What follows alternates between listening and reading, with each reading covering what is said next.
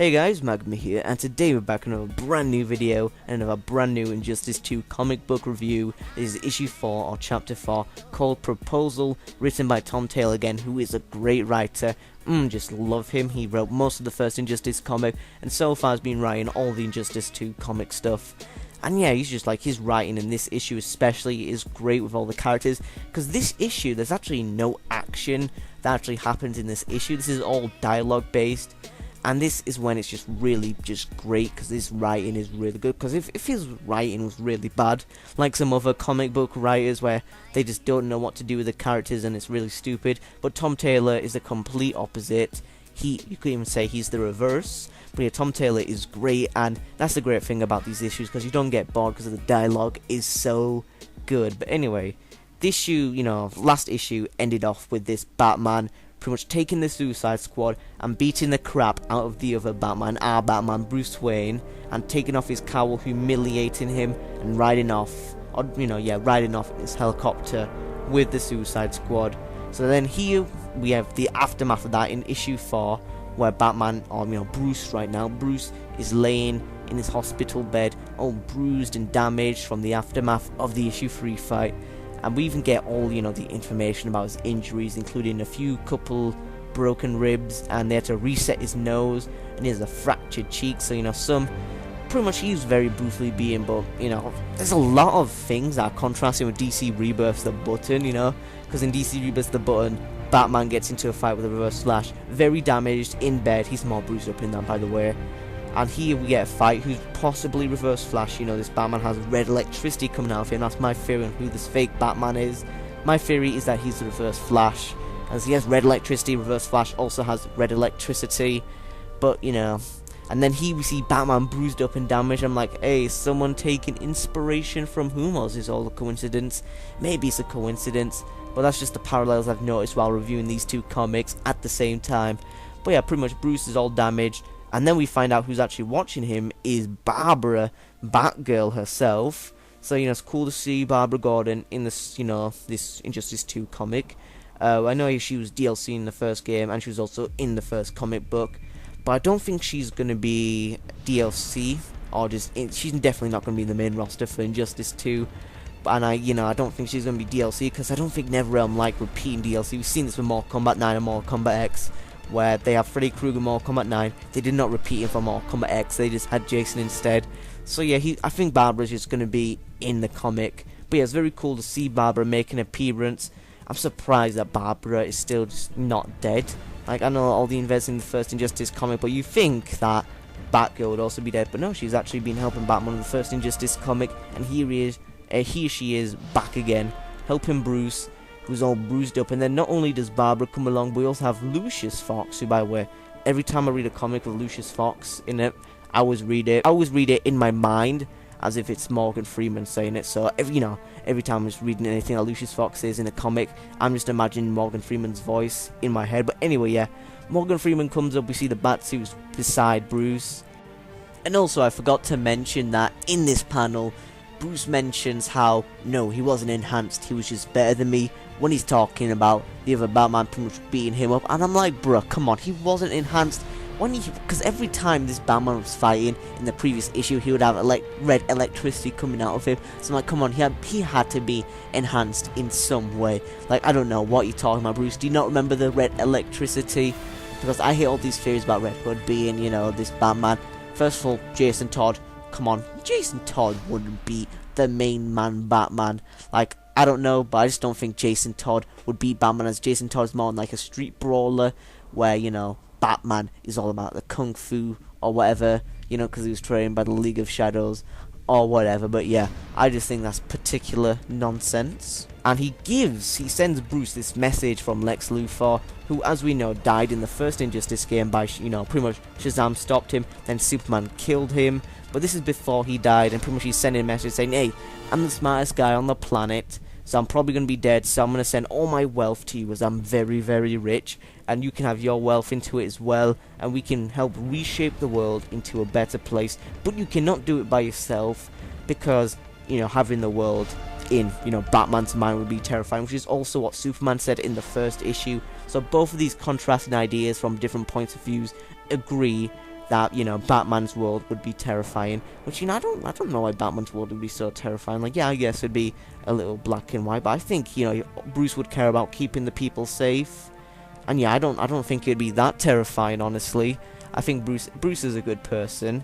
But anyway, Lex Luthor says he can't do it by himself, so he has a list of allies, but he's gonna need more. That's why he urges him to do it, not by himself, because, again, Batman's world would be terrifying. So in true Batman fashion, Bruce is like, okay, I don't care about these injuries I have, I don't care about all these bruises, these bandages, I'm just gonna dress up as Batman, gear up. And yeah, that is definitely what he does. He dresses up as Batman in his Batman gear, while Lucius is like, oh, you have all these injuries, and we even see like the bandages still on his face, with the Batman cowl on and his entire, you know, suit on. But Lucius says, oh, that's not the only person who is also dead who wanted to talk to you, you know, someone who's beyond the grave. And actually, you know, one thing I want to mention before I continue on is that, you know, Barbara mentions how they have Harley, who, you know, is with this evil Batman. I honestly don't think Harley cares at all, because she barely said anything in the last issue. So, you know, honestly, Batman wouldn't care too much about Harley. But anyway, Barbara's telling Batman that, yes, Luthor wasn't the only dead person who wanted to speak to you. And then we see Dinah Lance and also Oliver Queen. So pretty much, first it starts out with Dinah talking to Bruce. They have a little hug, you know, nice, you know, reconnection. And then not only does Dinah come along, but we also have Oliver Queen, Green Arrow, but, you know, it's obviously not, you know, this Earth's Oliver, it's a different Earth's Oliver, as this Earth's Oliver is dead. Hey, he's pretty much the same person, apart from his wealth, you know, is gone, which in this Earth, Oliver, you know, has wealth and has something, you know, with his name.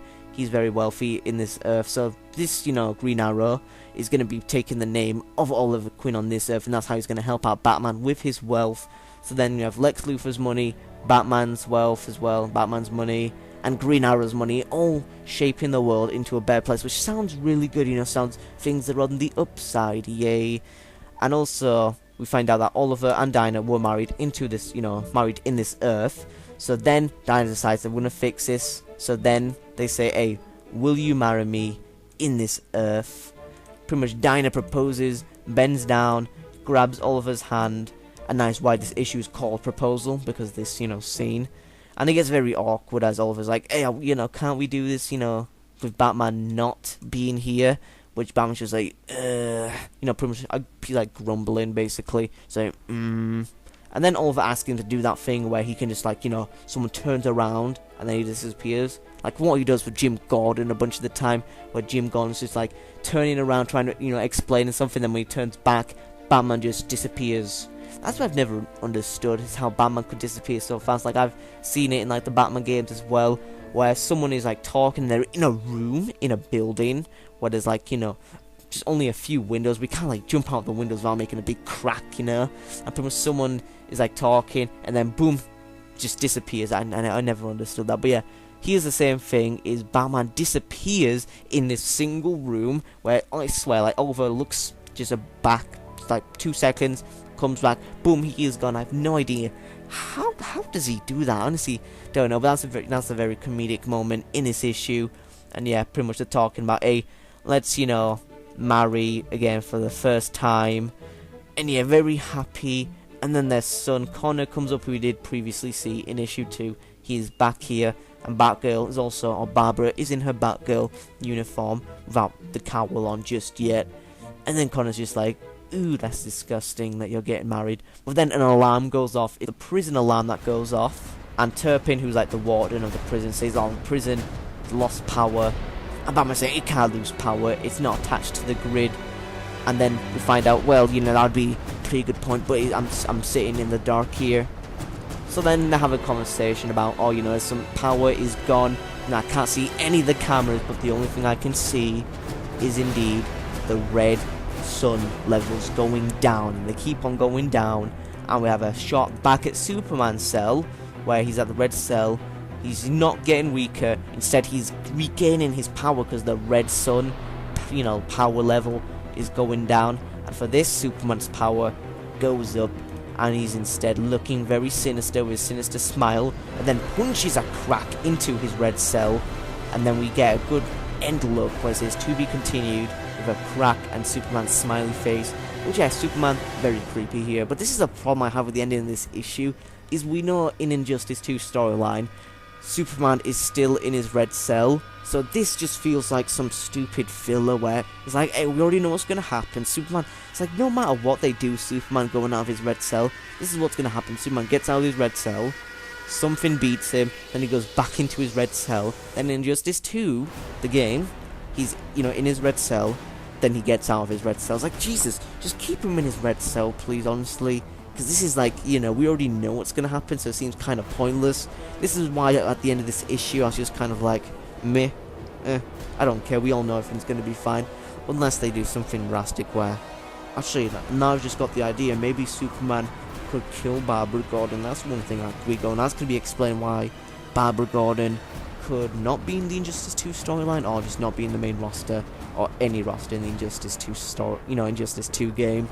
But yeah, honestly, I was not that excited at the end of this issue. Just like, I don't care, because we know he's going to be in the red cell. So honestly, that's how I felt about the end of this issue. Some people might feel differently about that, but personally, that's how I feel at the end of this issue, which is bad, because in the previous Injustice 2 issue, I was like, wow, this ending is amazing. Wow, pretty good ending. Ooh, especially the issue 2 ending. I was just like, whoa. I was like, WTF. So yeah, but this issue is just kind of like, they try to make it end on a cliffhanger, but for me, it just failed as not that much, you know, suspense. But yeah, that's how I personally felt about the end of this issue. But please let me know what you guys thought by leaving a like on this video. And, you know, if you enjoyed the video, make sure you leave a like and share. And if you come across the channel for the first time, why not subscribe, as I make combo played videos almost every day.